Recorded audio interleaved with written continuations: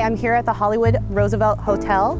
It has been here for almost 100 years. It is so thematic with old Hollywood, and there is so much Hollywood history here that some say it's even haunted with the ghosts of Lana Turner, Marilyn Monroe, and other stars who lived in the penthouses or was downstairs partying or having drinks in the bar.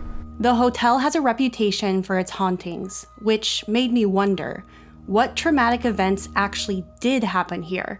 YouTube is full of Roosevelt Hotel clickbait like, scariest night ever, staying overnight at a haunted hotel. But what documented ghost sightings can be aligned with traumatic events that historically actually did happen here? Ghosts are said to be the spirits of souls trapped between this world and whatever is next. Traumatic events or sudden deaths can leave what they call an imprint or kind of a time loop to entrap the soul in a particular location. I was lucky enough to film content for this channel in Hollywood last spring, so naturally I stayed at the Hollywood Roosevelt. This episode encompasses the hours of research I put into finding real traumatizing events that happened to celebrities here, paired with the lore of afterlife sightings. Don't forget to like this video and subscribe so you never miss a new episode.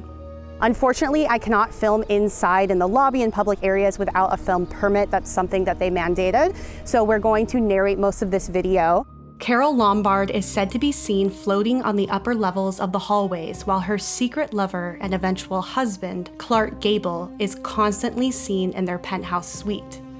Clark Gable was married to his second wife, but having an affair with Carol in the Hollywood Roosevelt Hotel. Carol and Clark first met in the early 1920s on set for a film called No Man of Her Own. Despite the on-screen kiss and love scenes, neither of them developed feelings for each other. At the time, Gable was married to socialite Maria Langham, and Carol was also married to actor William Powell. Their off-screen love story started to develop in 1936. The affair went on at the Hollywood Roosevelt Hotel secretly with Carol.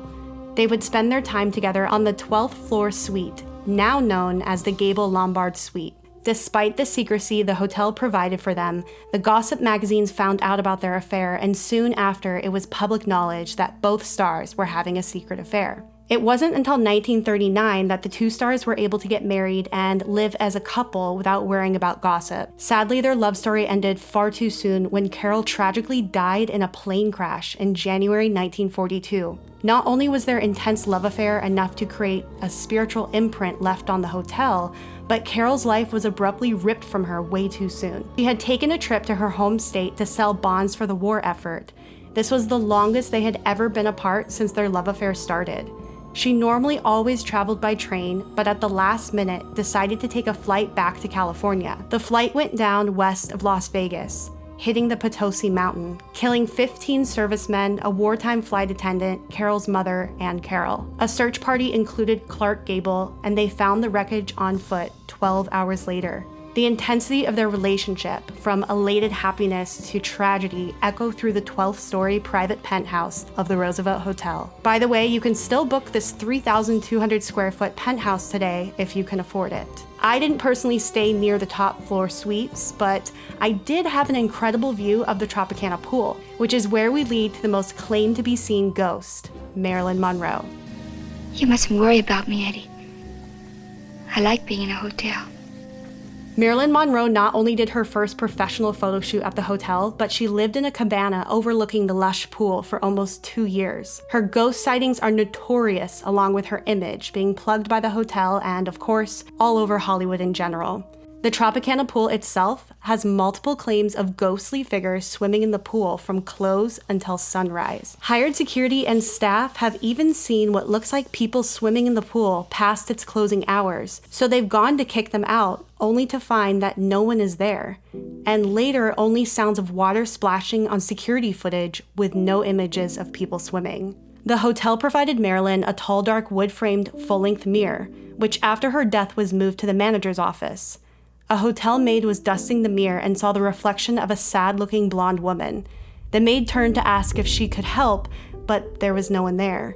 That exact mirror is no longer in any of the guest rooms, but you can still stay at the Marilyn Monroe suite overlooking the pool, with the same exact vintage furniture. Marilyn only owned one home in the LA area during her celebrity years, but she stayed at over 43 residences in America.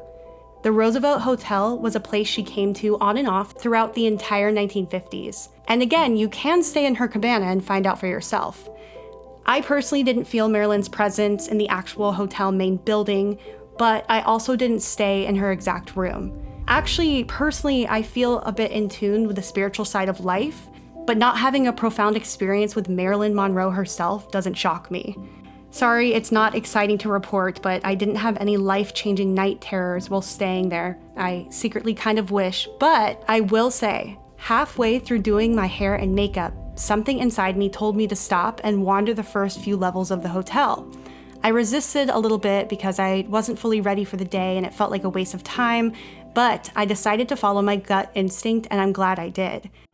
We were so lucky yesterday, my friend Lucas and I, because we left our room and we actually ran into the private event manager here at the Hollywood Roosevelt. He does weddings, private tours, so forth. And he was able to give us a tiny little 5-minute old Hollywood tour. I was able to hear stories from him talking about different stars and different lore among the hotel staff. First, we walked through the beautiful Art Deco lobby. Stars like Judy Garland, Mary Martin, Elvis Presley, Thelma Todd, just to name a few, have dined or performed in this area. So behind the east-facing wall is a door leading to an off-limits area to the public. It used to be a nightclub and a bar, changing names and themes throughout the 1930s and 2000s. Even Lindsay Lohan has been rumored to allegedly partake in a white powdered substance behind a velvet curtain here, just like Lana Turner and Marlene Dietrich. Allegedly as well, of course. He also showed us the Blossom Room, which originally hosted the first Academy Awards. I closed my eyes and walked around, and I really felt the sense of like younger kids in there, almost like playing tag. It felt really silly. So I later find out that the room was actually used as a sort of daycare throughout the years by nannies of parents who were dining at the hotel, going to events, or to business meetings. The first Academy Awards ceremony lasted only 15 minutes and was attended by 250 people from the industry. I didn't see anything else, but I was only allowed in very briefly since the room is off limits to the general public or hotel guests. I can say the staff told me there are quite a few hauntings in that active area. There's someone called the Tuxedo Man, sightings of a man wandering the halls from a huge event held in that ballroom. They also said that they can sometimes hear piano playing or that guests will comment someone's in there playing the piano, and then when they go in, no one's inside.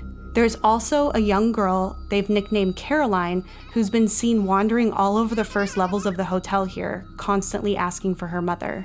The last most notable celebrity sighting is Montgomery Clift.